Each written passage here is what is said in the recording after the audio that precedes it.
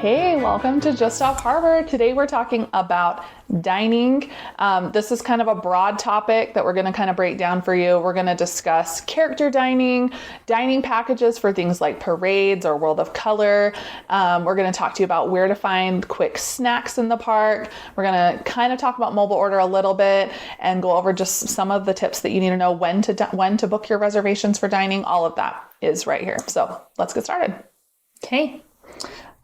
So the biggest question is people want to know how to get their dining reservations. If they need dining reservations, how many? All of that's really important when planning your trip, and budgeting as well. So you can start booking your dining reservations 60 days in advance. So these start to become available. It's a little weird. It used to be that it was like 60 days in advance, 6 a.m. It's always going to be there. Sometimes everything's there. Yeah. Sometimes they drop a little bit weird, which is frustrating when you really have something that's important to you. But if you're diligent and if you pay attention and keep checking back with the app, you can usually get whatever thing that you're hoping to get. Usually. There's a few super tricky ones. And I feel like we're pretty good at this point about snagging everything that we want. But some of those are elusive. Blue Bayou can be really elusive. Lamplight can sometimes be hard to get a time that you're happy about. And Trader Sam's is like invisible. Impossible. I feel like it's like a ghost. It's not actually a thing. I think I've only ever even seen reservations for that maybe like 2 or 3 times. Yeah. Ever. So don't rely on that one. But we're going to go over some of our favorites. Should we go by park a little bit? Or do we want to go by like category of food? Maybe let's do park. Okay. So let's start in DCA. So California Adventure, there's not a ton of reservation options available. There's a few sit down places. One is Wine Country Trattoria. That one, you're probably able to pretty much get a reservation anytime you want for. And it's kind of like an underrated restaurant in my opinion. I feel like people are always like, it's just kind of like eating an Olive Garden, but I feel like it's way better than Olive Garden. Delicious. And it's not crazy pricing. Like most meals are $30 or less. And so I feel like it's not like a huge wallet, They've issue. got good kids options, Yes. which a lot of places kind of struggle with kids, but I feel like they have a lot of really they've good got like, I choices. think they have a kids salmon option, if I'm not mistaken, as well as a pizza and a pasta option. And my kids are always really happy. You can pick 2 sides. They can get lots of things, like grapes or fries or whatever to go with it. And you get a drink. And anyway, so Wine Country is kind of like a hidden gem for us. We usually go away happy. And I'm not going to say it's like the most like, wow, I can't believe that's the best restaurant we've ever eaten at in our whole life. It's satisfying. It's a good, solid, real food option when you've been surrounded by burgers and fries. Yeah. So that's Wine Country. And then you've got one of our favorites, Lamplight Lounge. I love this one is a little harder to get into. The reservations for it typically go within 24-ish hours or less of them being dropped. There's a couple things to note. One is brunch is only served Friday, Saturday, Sunday. So if you're wanting brunch, which is kind of one of its main like things that it's known for, try to plan it into one of your weekend days on your trip. They serve things like French toast and They always have a really good Eggs Benedict. And what's the one? The chilaquiles. And they have really good drinks like cocktails and stuff like that are like sort of brunchy cocktails and mimosa flights and things like that. So it's really fun. It's one of the most themed locations in the parks, I feel like. You overlook the pier and the water and hear the Incredicoaster going by. Yeah. It's just a really fun vibe. Yes. So Lamplight, if you're getting one reservation, I feel like Lamplight's the one you should maybe prioritize. And their dinner menu is good too. I just prefer their brunch menu. The brunch is great. If you do dinner, it's definitely kind of a fun one to do. If you can grab a late reservation, like a 7 or 8 p.m. situation, you can actually stay and watch World of Color when it goes off. So that's kind of exciting. You can sit and enjoy that after your meal. We always like the nachos at dinner time. We like to get a little drink and just kind of enjoy the nighttime atmosphere. Their fries are amazing. They have these like beer battered fries that are just like And sometimes I just order a side of fries because I love them. So the other option thing is they do have a walk-up option. So if you are ever just, especially with kind of a small group, you can often get in pretty quick. You can either sit at the bar if you've got guests children, over 21. yeah. So if you've got kind of a small group and you weren't able to get a reservation, you can walk up. We typically try to do that first thing in the morning, even if you're wanting to come in a little bit later and see what their availability is. Sometimes they can get you something for later, or they get you on a list for pretty soon. The other thing is it used to be that reservations had to be dropped within 24 hours of the reservation. So everyone would kind of watch the day before their trip for things to sort of get dropped. But now it's up to 2 hours before. And so if you're wanting to, like, I even check sometimes first thing in the morning when we wake up on a random Saturday, and I'll see Lamplight One sitting there that people have dropped for that morning. So definitely just be diligent about it. You can also sign up for dining alerts from like Mouse Dining and some of those like that. That will send you alerts when things get dropped. But diligence pays off in these situations. I feel like we hardly ever just flat out can't get what we want. Yeah. So, and I know we kind of talked about morning and night, but another thing about dining reservations is midday reservations are lovely because it's hot and you're usually getting kind of tired. So really all day, there's a purpose for each of these reservations, whether it's you want the brunch or you want a break. Like we just really enjoy a dining option.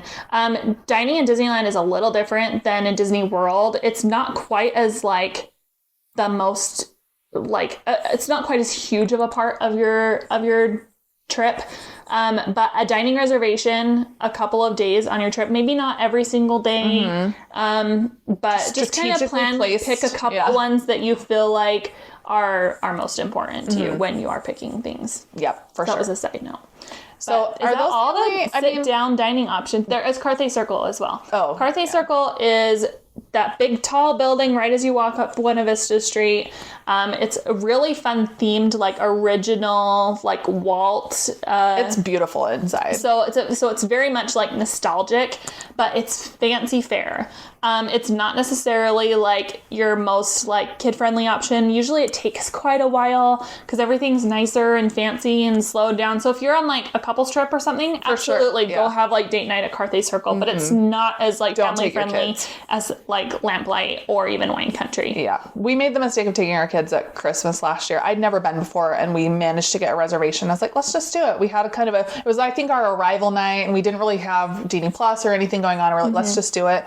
And I mean, it was fine. I loved being there. Like I said, or like you said, it's beautiful inside.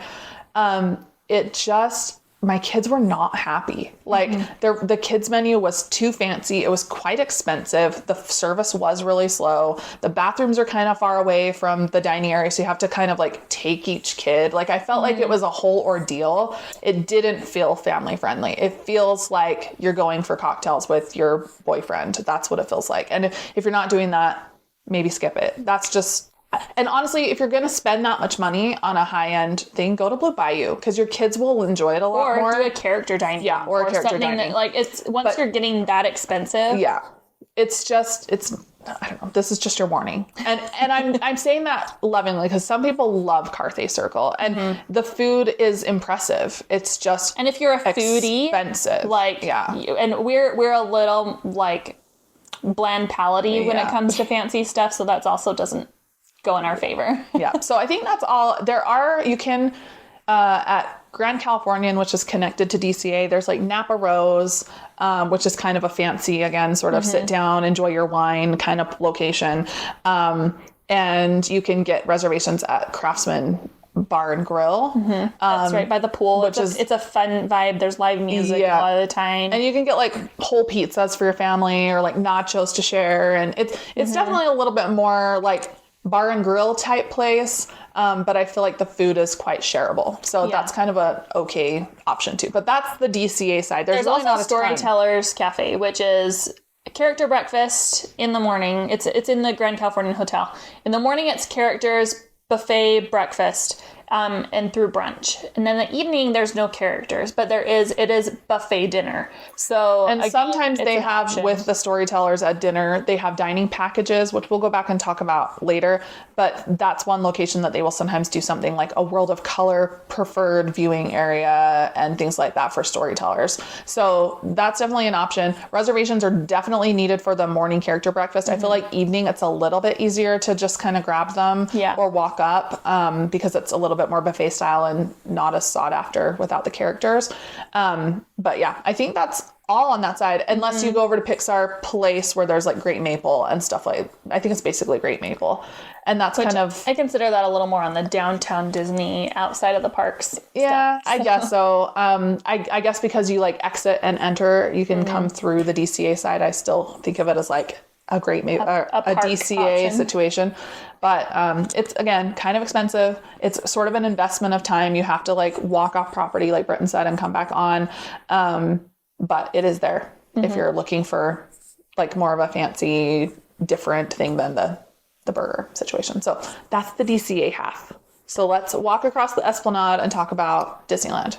There's a few more options in Disneyland than in DCA, but not a lot. Your first one is you walk up Main Street is Carnation Cafe.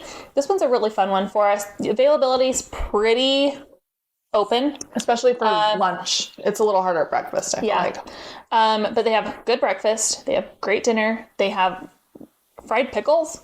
And the potato soup is not something you should sleep on ever. Potato soup. It's right there on Main Street. There's indoor and outdoor dining. So sometimes if you get a good spot outside, you can see the parade go by if you're there at the right time of day, or just the Disneyland band or the Dapper Dans, or like it's very like Vibe. Main Street vibey, which is really fun.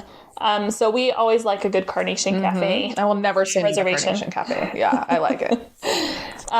The next one is as you're going around, which is probably the hardest reservation to get of all the places in the park, would be Blue Bayou Restaurant, right? So that's the restaurant that when you're riding Pirates of the Caribbean, you see everybody dining and you wave at them and feel like you're looking. You're waving at the beautiful people. But Blue Bayou is like fancy steaks, fish, kind of lobster, Cajun vibes. Cajun-y food. It's probably the most expensive dining reservation, but it's also kind of an experience. It's fun to be there by the pirates ships going by. If you want a spot by the water, definitely like ask the host when you check in, be like, is there a spot by the water? And if a spot by the water is important, another way to kind of help guarantee it is getting like the first reservation of the day, or the first reservation of, do they split for dinner service? I can't remember now if they stop in between. Anyway, sure. I think they open at 11 and I've had good luck making an 11 o'clock and when I check in, say, this is important to me. Cause a lot of times the worst time is like 11:30 or whatever, because they've sat all of those and nothing is even close to getting up or whatever. So just kind of think about that. If you're like, this is my once in a lifetime situation, think about it. And even tell them like, I'm willing to wait. I'm willing to whatever, because that is really fun to be up against the water. So that's when you probably would want either a mouse dining alert on or be up just checking like all day, the day of your 60-day before. I mean, in theory, 60 days out, at around 6 a.m. or is it 7 a.m. Pacific, which is 6 a.m. our time. Maybe I think it's 7 a.m. Pacific. Just set an alarm for, whatever that is in your time zone, and plan to be on right then. And I've seen it drop on time. It's just that sometimes, and I feel like Lamplight's worse about this. Like, I feel like Blue Bayou typically does drop on time, but Lamplight sometimes is like a few days after. I don't know why they're like that, but don't assume just because nothing's there, especially if you're on right at the beginning, that they're gone. They're probably not gone. If there's nothing, it's not up yet. If there's no times. So just don't panic. Don't panic. So there's that. And then you got like Cafe Orleans, which is a similar situation to Blue Bayou, but your price point's less. It's less themed, but it offers a pretty similar menu overall. Yeah. So I had maybe one of my best meals of my life there not too long ago. It was like life-changing. She's talked about it more than once. we were starving, which may have been part of it. But it was like their pot roast, and it was just like, it like melted in your mouth, and the potatoes were delicious, and the carrot, their baby carrots, anywhere, if there's baby carrots, so they're good. delicious. I know, they're like roasted. So it was just really good. But Cafe Orleans is a great option. It's right there kind of across from the Rivers of America, where you can just kind of enjoy atmosphere a little bit. It's a great option. The River Belle? River Belle. It was like, I knew where you were royal in my head, and that was not right. River Belle is also, this is kind of interesting about Disneyland, that Blue Bayou, Cafe Orleans, and River Belle all have kind of similar food options. And along with Tiana's Palace which is not a sit down. But there's like 5 places to get like Cajun, New Orleans. Yeah. And I mean, I get it. I get that that's a themed area for them, but like that's a lot of Cajun food for a lot of little children. I just feel like my kids they want the chicken fingers and the, you know, pizza and the hot dogs and the like basic theme park food. And so all those places when we go with our kids are just like a bummer for them, which is hard because it's a theme park for kids mostly, you know. But River Belle, it typically has like the Fantasmic dining packages. It's just kind of a fun little like place to go sit. They serve breakfast now. Oh yeah. Not always. Sometimes they offer it and sometimes they don't. I feel like for windows of time, but right now they're offering it, and there's also indoor and outdoor seating. Pancakes right now. Remember pancakes? So yeah, indoor outdoor seating. It's like a solid 7 out of 10. I feel like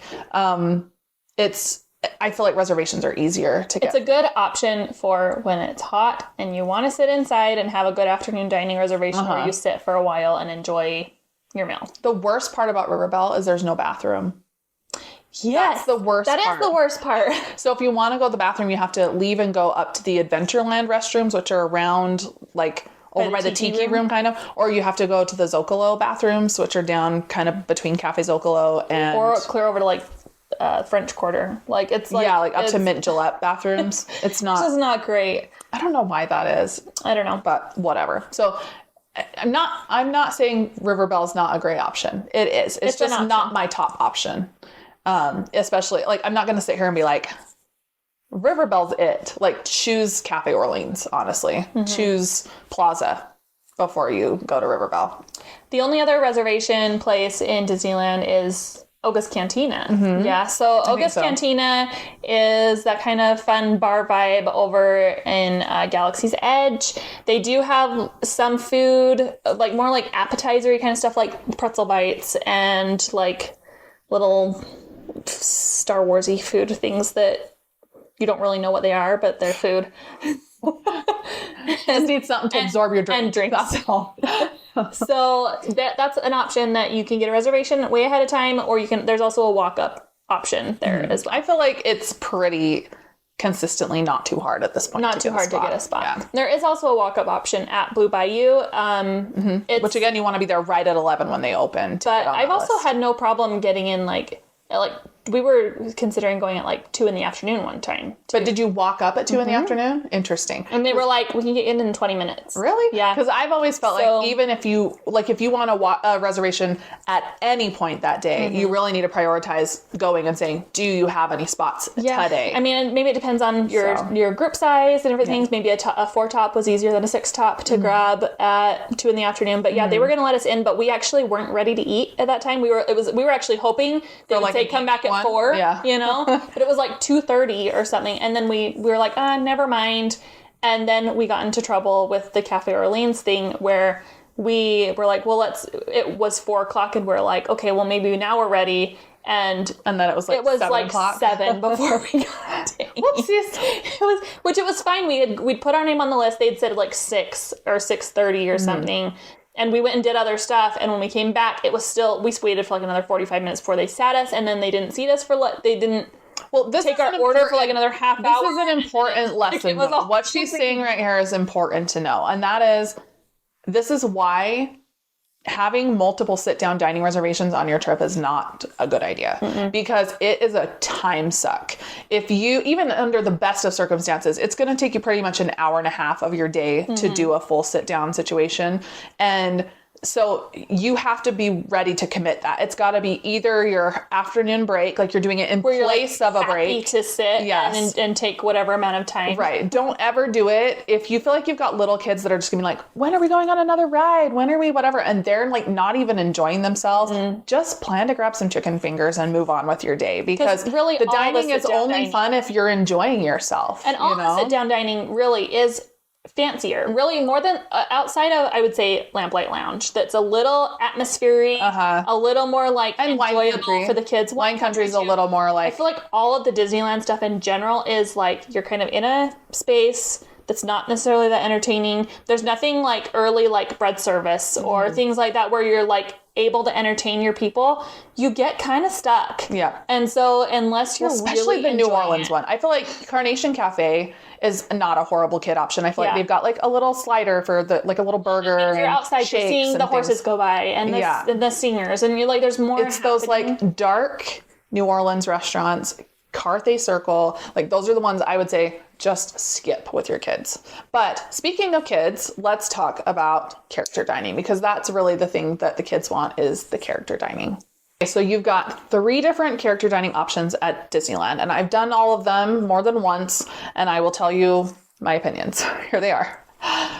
Storytellers is my favorite, and the reason Storytellers is my favorite, by the way, it's in California, or Grand California, and it's the one we talked about earlier that has the buffet at night. Storytellers is my favorite because you can do it on a non-park day. So you can do it on an arrival day or a departure day because you don't need a park ticket in order to go to the restaurant. I also like it because it serves food that's a little bit more like upscale for adults, but there's still plenty of kids options. So there's things for adults like chilaquiles. You can order made to order omelets. Sometimes they have some seafood options mixed in. And then on top of that, they have the standard Mickey waffles and French toast and cereal and all the things that kids want to eat as well. I also love that they're in their cute, like explorer costumes. You're going to find Mickey, Minnie, Chip and Dale and Pluto. That's who's usually there. And they're in outfits you're not going to find anywhere else in the park. So they're not wearing like their normal park stuff. It's kind of a fun, unique feeling because of that. So I love Storytellers. And I also like that you can, if you choose a little bit later reservation for Storytellers, you get additional options on your menu. Like if you choose, there's like breakfast and then there's brunch. And when you choose the brunch spot, I think it's only like $3 more or something. It's very minimally more to move to brunch, but it means you can go in the morning to DCA and rope drop if you want, and then go take a break around 11ish or whatever and have sort of like early lunch, late breakfast. And you get access to those additional food items that are a little bit more on the lunchy end. My husband loves that. Like the men like that because it's a little more filling. It's got more meat involved, that kind of stuff than some of the more like full breakfast where it's a lot more like muffins and bagels and that kind of thing. So that's Storytellers. Do you want to talk about Plaza? Yeah. So Plaza Inn is a really similar situation to Storytellers. It's breakfast only. And it's inside of Disneyland. So you have to have a Disneyland ticket and a Disneyland reservation for the morning. Don't start in DC and be like, well, hop. You need to be able to like be in the park in the morning. So Plaza Inn, this is a really fun one because this is like classic characters. This is classic Mickey and Minnie. You have characters like the fairy godmother show up and like different who else Tigger and Winnie the Pooh, like really you get more like Disneyland. And you get more rare characters sometimes. Like I've seen Max there, the little mice from Cinderella, like different people that you don't catch in normal situations. Mickey isn't there, by the way. So Minnie. It's only Minnie, and she doesn't typically wander. She's usually just as you enter, they'll do a photo with her. I've seen Captain Hook there. I've seen Rafiki there. So a little bit more weird. Like picture like more like Fantasyland options with your classic characters, but they have all your classic breakfast, which, and again, buffet style, Mickey waffles, French toast, all of that sort of like classic breakfast stuff. Yeah. So I also like that Plaza has really good lighting because you've got all that morning light coming in all those windows. Plus there's outdoor seating. But I feel like if you're into getting like good pictures of your kids with the characters and stuff like that, that Storytellers falls short in that category because it's really yellowy and like the whole atmosphere is quite woodlandy and dark everywhere. Plaza's a lot more light and bright and colorful. And I feel like some of my favorite pictures I've ever taken of my kids at Disneyland have been at Plaza breakfast with those characters. The only downside to Plaza is you are doing it on a park day. And in the morning. So morning hours when you could be doing a lot of rides and stuff, you're like sitting and committing, which is why we actually try to grab something more like a 9:30-ish situation. So you can still rope drop. You can still spend your morning in Fantasyland or doing whatever rides that you possibly can first thing with rope drop. And then you're sitting, and we encourage this with breakfast always for everything. Yeah. Rope drop, spend an hour at least doing some like rides and doing all that first thing, and then eat. Because you'll waste so much of your morning time if you go right in and start eating. But so yeah, try to grab a reservation for like 9:30, 10 o'clock. That's a great time to sit and enjoy that dining option. It's a fun one. And like I said, I feel more bad about it because it feels like you're sucking your morning out. For some reason, more than Storytellers, like even when I rope drop at DCA and go to Storytellers, and maybe it's because Plaza doesn't go as late. I think their reservations stop at like 10 a.m. and Plaza's go till or Storytellers goes to like 1. Yeah. So you're almost into like afternoon break time. Right. You don't feel bad. Right. So the third option is Goofy's Kitchen. And we've done this. I've actually never done Goofy's Kitchen breakfast, although it exists. I didn't even know it existed for a long time because most people talk about it for dinner. Because it's the only character dining option that is offered at dinner. And this is a great option for a travel day because a lot of times, like when we drive in from Utah, for instance, we'll arrive at 4 p.m. or whatever. We'll be starving. We can't go in the park that night. And so we check into our hotel and we mosey over for a 5:30 dining reservation and everyone's spend hungry. As much time as you want. And there's no pressure to be done. Yeah. So I love Goofy's Kitchen for that reason. I gotta say, the first couple times I went to Goofy's Kitchen, I was kind of like, it's fine. It felt a little like eating at any normal like Chuckarama type buffet. Like with them, you got the like cutting block with the meat and you've got like the chicken fingers and the pizza and the dessert spread and the soft serve and like all the components of a typical situation. I didn't love the food. I loved the atmosphere. It's so fun. It's so like the characters, they get up and dance in between. There's music that plays. Goofy's so much fun. You get to go get like a really cute picture with him at the beginning. And then the characters I feel like are really good Donald about wandering. It's actually, it's Minnie, Chip and Dale. I swear I've seen Donald. Goofy. Maybe I've never seen Donald there. Maybe I have in my brain the character dining used to be at Pixar Place.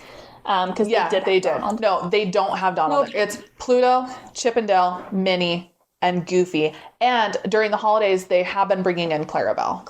Which I love Clarabelle. So, so that's the thing. But the clincher to this, the reason I brought this up is because we had a 4 o'clock reservation one time, like the first one of the night, and my opinion of Goofy's Kitchen completely changed. Because getting to go to the buffet when it's like all brand new and fresh and no little kids have touched it, and your server is very attentive and bringing you your drinks really quickly and stuff like that, and the characters are really available because not all the tables have been seated yet. I felt like that was a much more worth it experience for me than when we've gone at 6 or 7 at night, because it just felt fresher.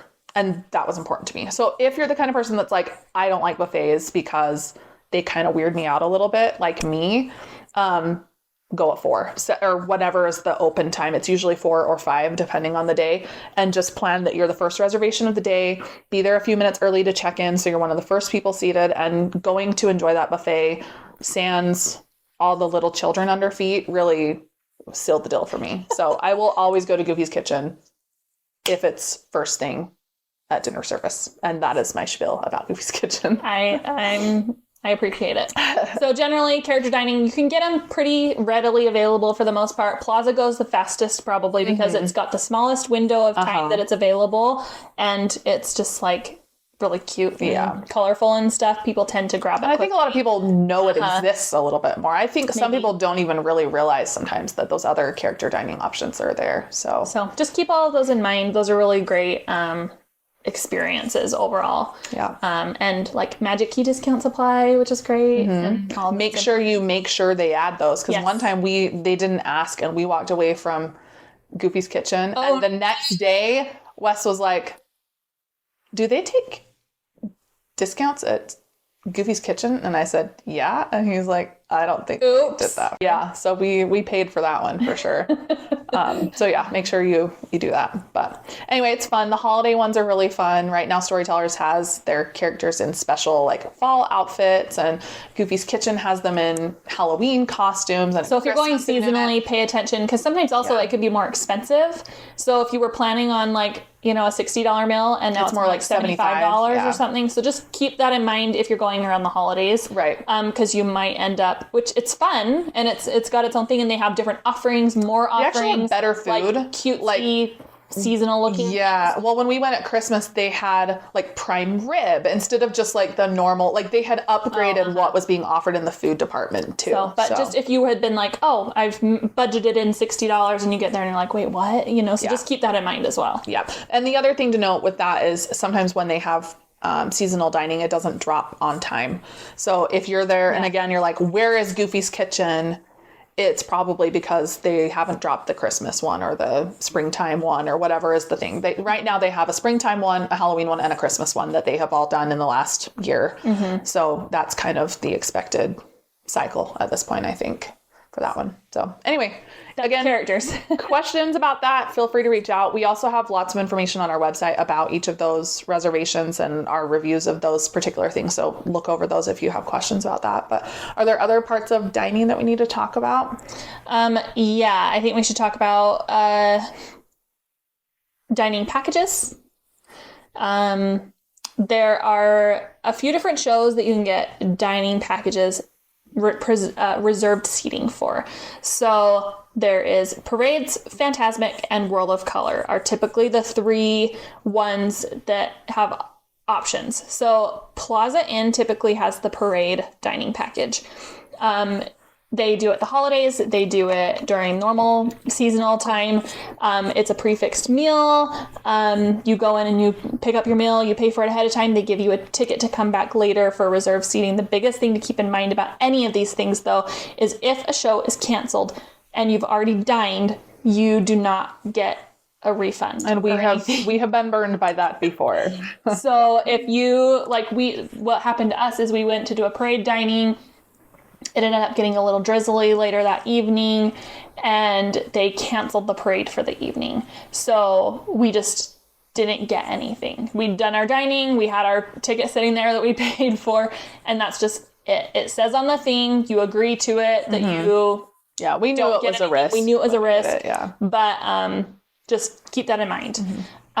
So parade dining is usually at Plaza. It's usually delicious, and we love the value of the parades because it's really not that much more than buying a meal at Plaza with your drink and your dessert and everything, but you get to now have reserved seating that you don't have to wait for later. One thing to note is you cannot substitute anything on those things. So if the food for the prefix meal is not gonna do it for you, they won't let you just get fried chicken meal instead or whatever. And also, if you have little kids, like 3, you have to have a ticket for them as well. If you have to have a ticket for them for the park, you have to have a ticket for them for reserved dining. So even if you're normally you would have them eat off your plate because they're 3 and they don't need their whole kids meal, they still need their own dining package if you're wanting them to go in and do that. So that's a little bit of something to think about with little kids. So that's parades. Phantasmic is a whole another beast. We have a whole talk about that somewhere, I'm sure. But there's 3 different options at 3 different price points for Phantasmic. Right now it's at Zocalo, River Belle, and Blue Bayou. So you go, again, prefixed meal options. Zocalo is the cheapest. River Belle's kind of in the middle. Blue Bayou is the more expensive option. And the seating is all pretty similar. It's all right there in front of the Rivers of America. On the ground seating, which is nice because from Fantasmic, you need to stand everywhere else to watch it except for down in those dining areas. So if sitting is important, this might be a good option for you. You get, again, prefixed meal. You get a ticket to return for the first show or the second show. We prefer the value of the first show. The second show is usually easier to get a spot on your own, so the value is like a little less. So just something to think about when you're booking those. Those are all available in the app as well to just reserve ahead of time. And even though all the seating is similar in front of Rivers of America, they do definitely give the best straight on view to Blue Bayou and then River Belle and then Zocalo. So you can definitely see from all of those spots. So don't let that be your deciding factor, but you are going to get basically like prime viewing with those higher end packages. And again, any kid that's 3 and over needs their own ticket. The last dining is World of Color. So World of Color has a dessert option, the dessert dining package, and then they also have like often availability at like Storytellers dining, which you do your dining and then they give you a reserved area to stand. It's not like great seating. It's not that valuable, honestly, because World of Color already has a virtual queue that you can sign up for at noon every day. And those virtual queues put you in standing areas. And so I actually feel like the dining or the viewing area for Storytellers, and sometimes Wine Country has them too, is a little off to the side. It's not that great. And maybe you don't have to wait quite as long to like come and get you don't have to check in as quick or whatever. Which I would say there's value to, because by 10 o'clock at night, 9 o'clock at night, standing hurts. Yeah, it does. It hurts worse than walking. So it's something to consider. So consider it, but I wouldn't necessarily say of all the things, that's the one that I feel like is the least valuable, important in your day. Unless you're like, I'm already going to eat a Storytellers that night and it's another $15 to do that, then maybe think about it. But don't prioritize that. I don't think. World of Color dessert party. That's another story. Although it's expensive. It's like $90 a person. Doesn't matter if they're a kid or an adult. There's not a kid price. You get, this is the perk though, you get a seat and a table. And they bring you your plate and it's a bunch of desserts and like crackers and cheese and things like that. So it's not just sweet stuff. It's a little bit of both. They do have like gluten-free options and stuff, which basically just includes more cheese and fruit. Like, sorry. So like, but keep that in mind. You also have to pay for it completely ahead of time. It's not like normal reservations where they just put a hold on your credit card. You fully pay for it up front. And you have to cancel, I think, within 24 hours on that one in order to get your refund. You arrive, you sit, you can watch World of Color and sit there and eat your platter, plus you get 2 drinks. Usually includes some amount of alcoholic drinks for adults or like glow cubes in drinks for kids. So there's like, there's value there as far as it is, but it's a little bit hard to like eat it all before they're kind of like moving you along. Like it's kind of a quick little situation. Like both times and you're never going to eat it all. Both times that we've done it weren't we second show. And sometimes I feel like first show has a little bit better of a situation because I feel like they get a little more lead time. Like you can show up, check in, sit down, and have a little more time before the show starts. And I feel like the second one, it's a little bit more of like a get everyone out, clean the tables off, bring everyone in. And by the time you're seated, it's like time for the show. So I almost wonder with that first show that we've never done if it would feel a little more like less panic eating, because I feel like there's a little bit of like panic eating. But we also spend a lot of time taking photos and doing all those things that maybe if you were just going to enjoy it yourself, you'd go and sit and start eating food. Maybe we're weird. I think it's us. But those are kind of your parade dining pack, or all of your dining packages that include experiences. Again, our most valuable one would probably be parades. Then Fantasmic. If you've never seen Fantasmic before, especially, we find a lot more value in it. And World of Color is more like if you're feeling bougie, it's like a real date splurge. night, and maybe, and kids big enough, like some of the chairs even are a little like spindly and like bar stooly and different things. Yeah. Or like sometimes like if you've got like a bunch of little kids, like just no. Don't do it. Don't think it's a good idea. Get a nighttime reservation at Lamplight Lounge and have dinner and sit down there on the side. Do literally anything. There's a million other options. Take them to Bibbidi Bobbidi Boutique. Do the character dining. Do 2 character dinings. To spend $90 Don't take a them to person. World of Color dessert party. They don't want it, and you don't want to be there. Like it's not it. That's all the like dining, sit down, take time, take money, all that sort of stuff that happens when it comes to dining. You don't have to do literally any of that. No. So this is where quick service becomes your best friend. We've had times where we've gone on trips and haven't done any dining, like sit down dining at all. It's sort of like a maybe once a trip, maybe twice a trip if it's a long one or whatever. And everything else is quick service. And by quick service, we mean anywhere that you can mobile order, anywhere that you can walk up to a counter and grab something and go sit down at. Plaza Inn, theirs is technically quick service in the evening because you can walk up and it's basically cafeteria style. So there's tons of options that don't involve long wait times, long, expensive situations.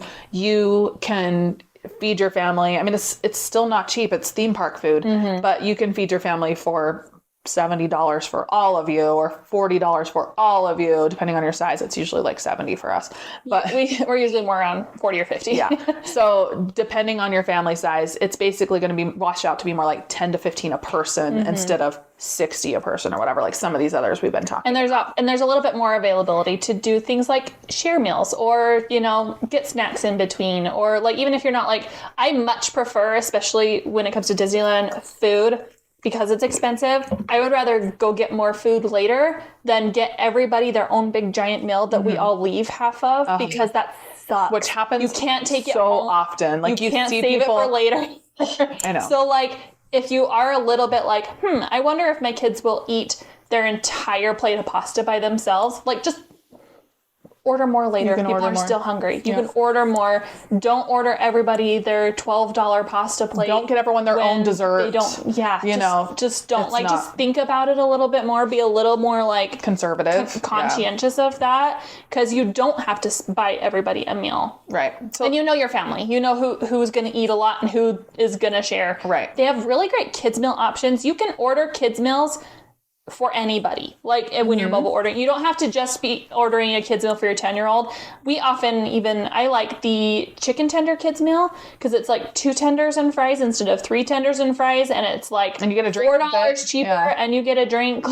So sometimes if you're somebody that's like, I'm not that hungry, or I've got a teenager that's not that hungry, or whatever your options are, you can do that for adults. Don't feel like you can't. So you can do whatever you want when it comes to mobile ordering. Right. So some of the places that we suggest for quick service type food, there's a few that are kind of our go-tos in the parks. And I would say that's Pizza Planet. Kids always like Pizza Planet. I know a lot of people turn their nose up at Pizza Planet because it's like not the best pizza in the whole world. But you know what? It's theme park pizza. And they have good pasta. And they have good pasta. And my kids love their little kids meal pizzas. They're the same everywhere in the park, but they can go refill their own drinks at Pizza Planet.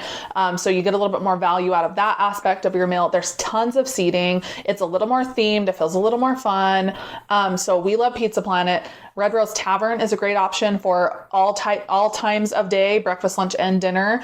Sometimes we've done breakfast and then come back for dinner. Yeah. At the same day. Yeah. They do close a little bit earlier than some of the other places. Like I feel like they're done for the night by like 9. Is it because of fireworks? Maybe because they have to close Fantasyland down. So, but you're talking like burgers and fries and chicken tenders and pizza, flatbread. They're flatbread pizzas. If you're looking for a pizza in the park, it's a little bit more of an upgraded pizza from like Pizza Planet. And it's big, again, you can like share for sure. So there's that one we like. Bengal barbecue is a go-to for us just because you get a little more protein and it feels a little more like a hot meal. Healthy feeling meal, especially if you've been eating a lot of like fried chicken tenders and stuff. You've got grilled skewers, you've got vegetable skewers. There's hummus plates with like I know my husband often likes to get the it's like 3 different types of hummus with like all the different vegetable sticks and stuff. Like it's like there's a lot of options. So that's a good one. Golden Horseshoe is a good standby, although I feel like their menu's been a little more limited lately, but that's a basic like chicken tenders type place for your kids. Galactic Grill is also like has good burgers and fries. That's always like really basic food for us. And Galactic Grill sometimes offers a little bit more variety in terms of seasonal stuff. Like they'll have a really good adult burger, or like a salad. They've had some good looking salads. They also have delicious breakfast. They have their breakfast burrito there is delicious. They also have a breakfast sandwich that people have the little French toast dipper. They're like things. funnel cake fry kind of with syrup sort of things. So that's a good one. Hungry Bear is closed now, but will be reopening soon as Hungry Bear Barbecue Jamboree. Is that what it's called? So that one's a good option for families. We assume it will still be it has tons of seating. They're going to be opening up. They've just released a new menu, and there's going to have more things like pulled pork sandwich. It's not just like burgers and fries as much. They're going to have a little more barbecue options and stuff. So that'll be fun. Hopefully it will be good and be something different. So those are kind of our favorite like Disneyland options. I know that people really like Docking Bay 7 back in Disney in Star Wars and the Ronto Wrap place and stuff. We don't really go back. Docking Bay has occasionally had a really good meal that I enjoy, but other times I've gone there and I feel like their food is quite spicy overall and I like spice, but it's like, I don't know, for your whole family, it's not necessarily the most crowd pleasing food. It's a fun atmosphere. It feels like more unique and like you're in Star Wars area, and so that's kind of a fun experience meal, but I wouldn't say it's maybe like not the most like child and it's quite expensive. Again, everything's like toward $20. Kind of like Tiana's Palace also, which is again kind of like specific palate, a little more expensive, all those sorts of things. One place in Toontown though, they have Daisy's Cafe, which has really basic kid food like they have pizza flopovers. Do they have hot dogs back there? Maybe I don't think so. They should. But a little more again basic foods. There's a lot of options. Mobile order. Usually try to get on a mobile order 30 minutes to an hour before you're actually wanting to sit down at least, especially during prime parts of the day, like lunch and dinner time. Because it just doesn't hurt to get your order, and you can always move it around if you're like, we're not ready yet, or we're more hungry. Sometimes you can bump it sooner, but you can always push it. But sometimes moving it earlier is a little harder. But plan ahead a little bit, get those things scheduled, so that when you are hungry and you are ready to eat, you don't have to wait for another hour. Those mobile order, those standby lines for food is just... If there's a mobile order available, do not get in the standby line. Ever. There's never a reason I've actually once or twice felt like the wait times were out farther than I wanted to be, and we wanted to eat right away. And I would go get in the line, and I would sit and kind of like refresh the wait. And still get a mobile order before. A sooner time, and I would mobile order and go pick up my food and see the people that I was originally standing with still waiting in line. So like, anywhere that's... Just do whatever you can to mobile order. Honestly, if there's no mobile orders available, choose a different place to go. Like, there's literally no reason to stand in a 40-minute food queue. There's just not. Your kids will hate you. You'll hate everyone, and you won't even like your food when it comes because you'll be so bugged. I am like I become so hangry when it comes to that type of like trying to access your food struggle that I have had. Britton has witnessed more than one meltdown of mine in theme parks where I have like freaked out because you hit like a wall of just like frustration with how difficult it is to just feed your people. So just don't do it. Mobile order. And you can mobile order literally every quick service. Everywhere we just mentioned has mobile order. Use it. And then over in DCA, some of our favorites, we like Boardwalk. That one actually doesn't have mobile order. But it's like cafeteria style. You can always walk in and just grab your pizza and pasta. They've got good kids meals again for a good price, and they can refill their drinks there as well. So Boardwalk's good. We got Smoke Jumpers. That's like got your basic burgers and fries type stuff. Pim is always a go-to. Pim Test Kitchen for us. They've got the giant pretzels, the fancy Coke sandwiches, freestyle machines you can refill. Your refill machine. So lots of seating and stuff.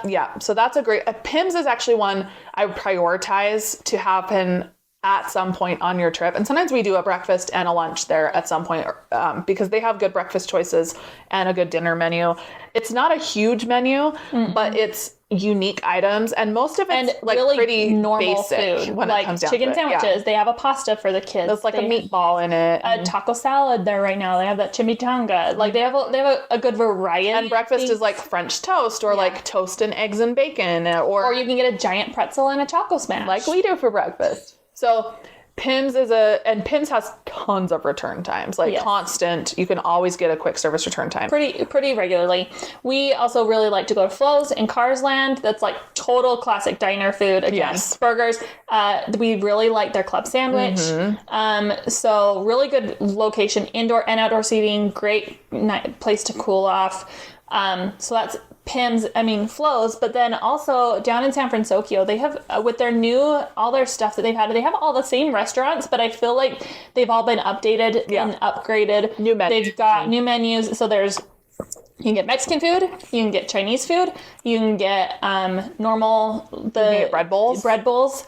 And they also have Ghirardelli's down there. There's just lots of different choices. Honestly, the worst place in DCA for food is the pier. There's no food down on that pier. You can get a churro or some fried chicken in a box or a hot dog, and everything else is not there. So if you are planning to head down to the pier for the evening, don't be like, we'll grab some dinner when we're down there, because you'll have to hike. You could go to Boardwalk, but it's kind still of like the far side. Yeah. So that's definitely the most like dearth of, there's just food, nothing there. But speaking of carts, there's obviously churro carts and hot dog carts and corn dog carts, like all over the place. There's also a couple of different places that are like markets within the park, so you'll see them every once in a while. They're really small, and they often have like just like a big bin of like ice with like little treats inside. So they have things like the big pickles. They have fruit cut up in cups. Sometimes like they have grapes like in a baggie, or like apples with like caramel dipping sauce. Sometimes strawberries with chocolate sauce. They pineapple slices, like big pineapple slices. Big spears. Yeah. They also have things like just like quick drinks and all that sort of stuff. And they also have things, I've seen things like Baby Bell cheeses and like some proteiny type things. And fruit. They also have things like little cuties and bananas sometimes, and things like that if you're just like, we need a little like... Yeah, and we've definitely utilized those places. My kids have, like, I've gone there and grabbed just like a baggie of grapes or whatever kind of thing. So there's a few of those. One I know is always there on Main Street, kind of outside the Starbucks, the market house. There's usually one there kind of by the lockers. There's one over in Adventureland, kind of in the Bengal barbecue seating area, sort of across from Jungle Cruise. There's usually one over kind of by Big Thunder, that area up kind of like where the chimichangas get sold. There's sometimes one over on the side by Haunted Mansion, like between Critter Country and Haunted Mansion. And sometimes they have like littler carts that are more like ice cream and cotton candy and popcorn. Yeah, like all those sort of things. Like but the ones with the ice in front, those are the ones that have a lot more of the fruit options. They also have that one, the Good Boy Market back in Toontown now that always has that. And then in DCA, you've got a market right in the front, and you've got one at the front of Carsland and one in Hollywoodland. Where else is there one? That might be the three. That sounds about right. They also, the other thing you shouldn't sleep on is, so the Boudin Bakery, they make their sourdough bread there every day. It's like, if you can go in there and do like a little tour and watch them make the bread, and they talk about how their sourdough starter's like 100 years old. It's actually like, I love sourdough. Sourdough starter. I get a little freaked out by the like named sourdough starter situation. But I don't know. It's like delicious sourdough, and they have loaves, and at Christmas time they always have like the Christmas tree loaves that are like pull apart rolls of sourdough. So even things like that, you can get like just like a quick little snack of some fresh bread. And they often have those loaves up at the front market in DCA. They will have a couple of the loaves up there, so you can just grab and make a little. I think they're what, like $10 or something. Yeah, they're this big, giant. And you can literally share them. Snack on them all day. Yeah, like hand out a piece to each of your kids, and it's a great like not too awful for you, midday situation or evening snack. So that's all kind of your food options all the way around. People always ask, like, what do you budget for food? How do you afford? I mean, it ranges so widely because of all these things. If you're buying snacks, depends on if you're only eating one meal in the park and you had breakfast at your hotel. And I mean, there's so many different things. So like budgeting is just like not even easy. Everyone's so different in what they're needing and wanting. But yeah. So you'll want to look around a little bit and figure out, it's better to actually think about like what's your budget and maybe plan the rest of your meals around that a little bit. If you're like, we don't want to spend $50 a person at sit-down dining, don't do any sit-down dining. Just don't do it.